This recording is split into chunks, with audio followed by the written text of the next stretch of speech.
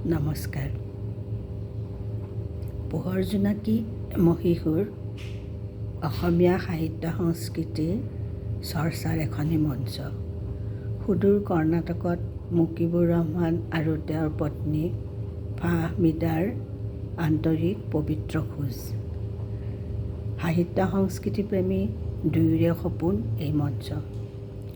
আশা কৰিছোঁ অসমীয়া সাহিত্য সংস্কৃতিৰ প্ৰচাৰ আৰু প্ৰসাৰত এই মঞ্চই বিশেষ ভূমিকা ল'ব। পোহৰ জোনাকী মহীশূৰৰ ৰ'দালি ভৱিষ্যতৰ বাবে শুভকামনা থাকিল। কবিতা বুলি কৈ নিদিওঁ, মনৰ কিছু অনুভৱ প্ৰকাশ কৰিবলৈ সামান্য প্ৰয়াস কৰিছোঁ। মই কবিতা অনুৰাগী, গীত আৰু কবিতা অনুৰাগী এগৰাকী শ্ৰোতা।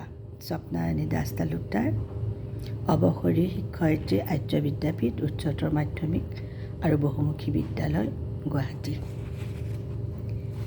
মোৰ অনুভৱ পঢ়িব ওলাইছোঁ, পাঠ কৰি দিব ওলাইছোঁ।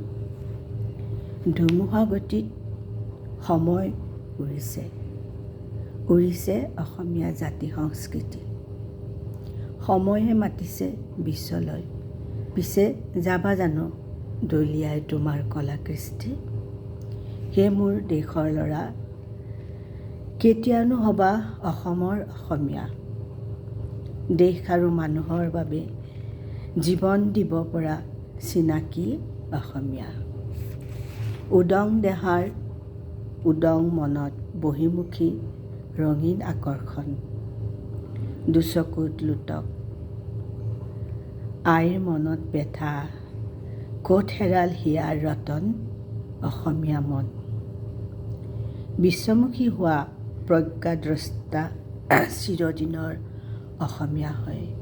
বিশ্বমুখী হোৱা প্ৰজ্ঞাদ্ৰষ্টা চিৰদিনৰ অসমীয়া হয়।